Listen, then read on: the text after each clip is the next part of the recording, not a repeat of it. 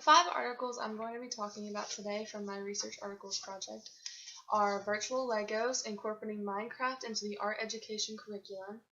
Authors are Alexandra Overby and Brian L. Jones. The next one I will talk about is the use of nonverbal communication in preschoolers' emotional development, and the authors for that are Anna-Mona Pansoukou and Elena Simona. The third one I will be talking about is Supporting Gay and Lesbian Families in the Early Childhood Classroom by Anna Paulett. The fourth one I will talk about is Story Impact on the Language Development, Emotional and Behavioral Self-Control of Preschoolers by Mariana Norell. And the last one I will talk about is Exploring Educators' Perspectives, How Does Learning Through Happiness Promote Quality Early Childhood Education by Kiko and Joseph Searam. The first one I'm going to talk about, as I've already stated, is the one about incorporating Minecraft into the art education curriculum. In this article, they discussed how incorporating this popular video game that many children play already outside of school can help them observe and help their observation skills and use teamwork to build things in this virtual sandbox.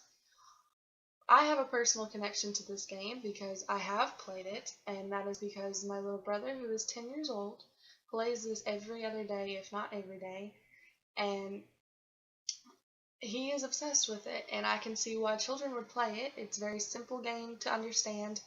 You're basically just using blocks to build buildings and use different things like a synthesizer to create different types of tools you need to build. So it's a lot of problem solving. It challenges children. There's no instructions to the game. When it first came out, the developer did not post any instructions or anything, and it was available online. And when people started playing it, you had to figure out as you went how to make tools, how to survive, because it's a survival game. And it helps children challenge themselves, but in a fun way. Technology is moving really fast forward, and children are using iPhones and iPads, and if we don't incorporate them into their learning and into their school day, we're not going to teach them anything, because all they want to do is work on the internet and things like that. So this video game, incorporating into the art program, gives them something to do. It's artistic. It does challenge their artistic abilities. They have to build things. And it also is very safe for them to use because it can be invite only, so only the children in the classroom can play in one world. So in this, they did a study, and the study they did was mainly on girls also, and they say that getting young girls to play this game in school actually would help them be more open to joining technology careers in the future, which is usually male dominant.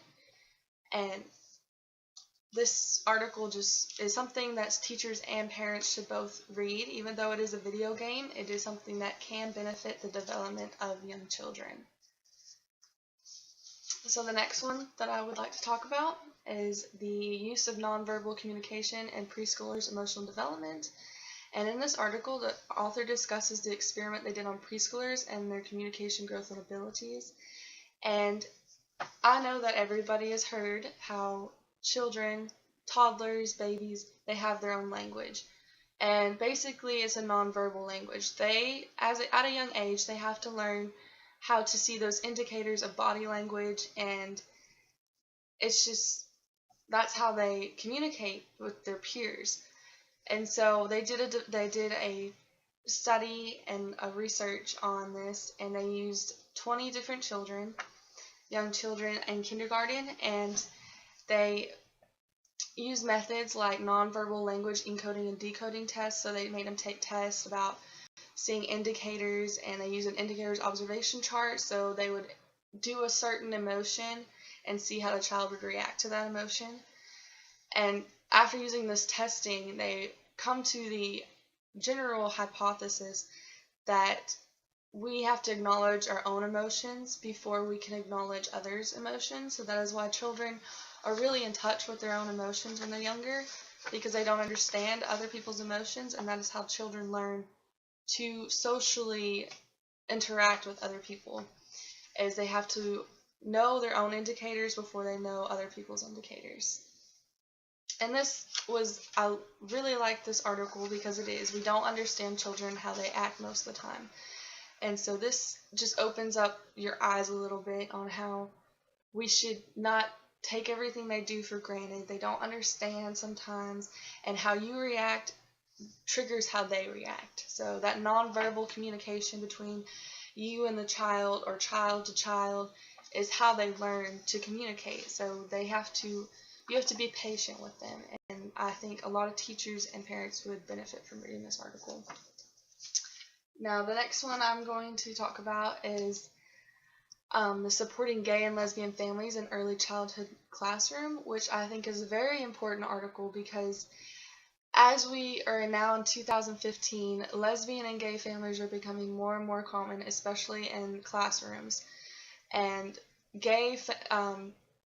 having gay parents or lesbian parents is a huge change between a child who has a mom and a dad.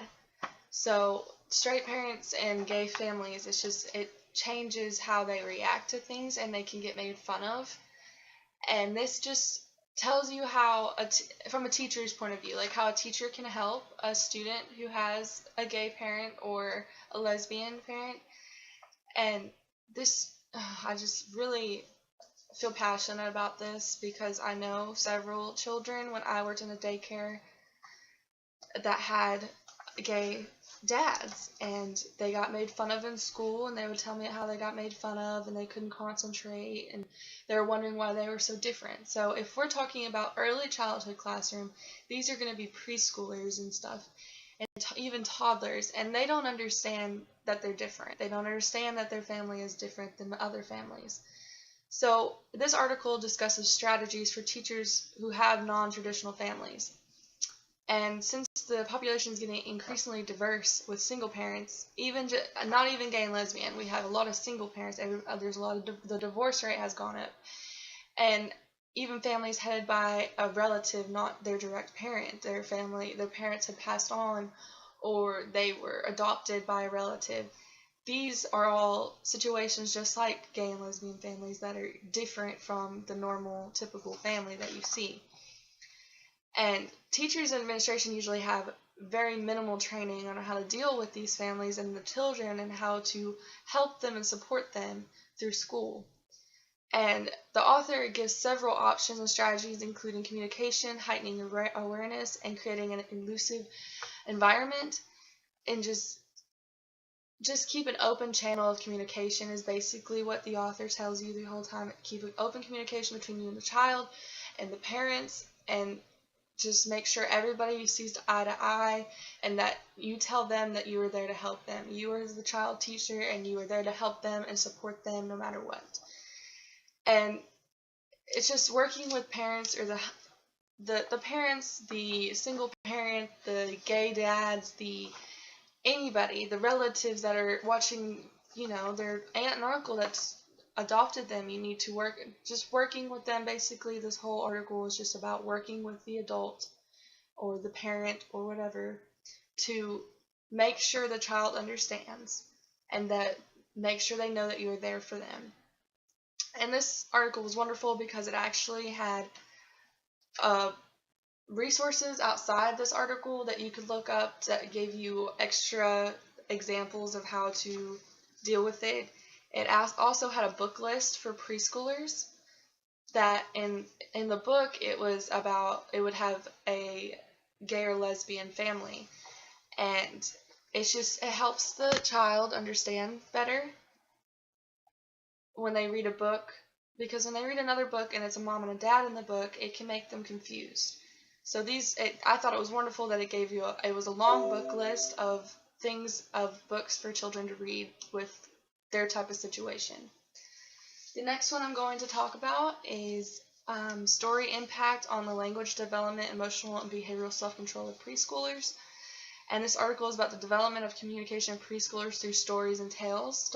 And these aren't just like what the teachers and parents would tell children like at night or at story time. This is also for the children to have their own stories, and having that make believe and play helps them develop their communication skills.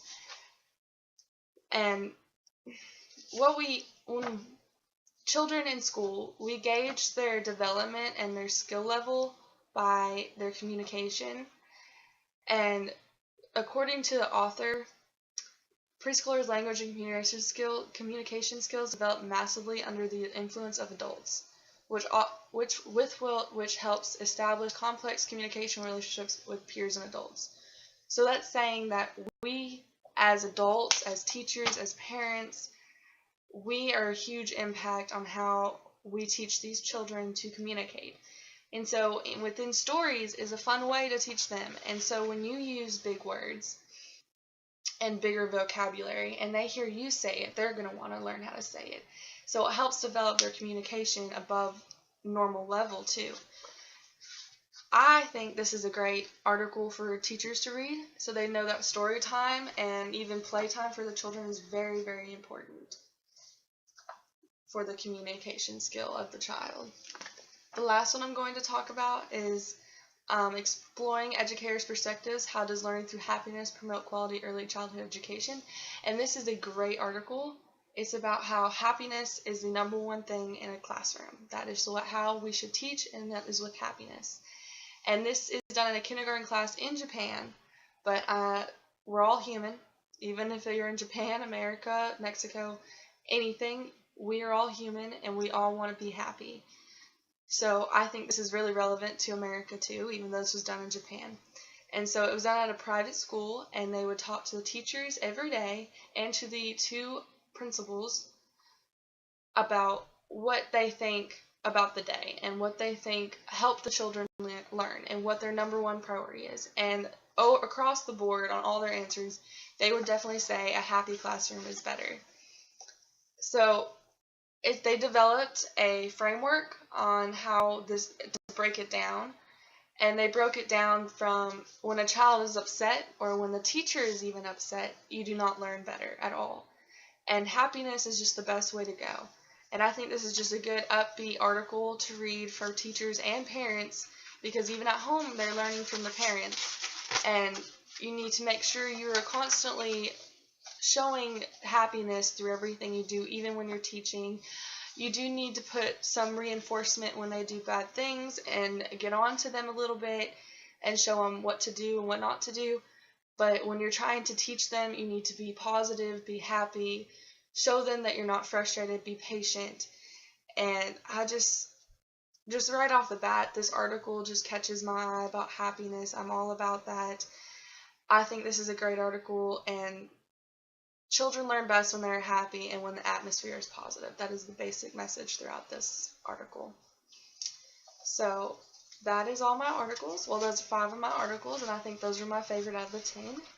And I feel strongly about all the ones I talked about, and I agree with all of them. I think that these are all good articles for teachers and parents to read.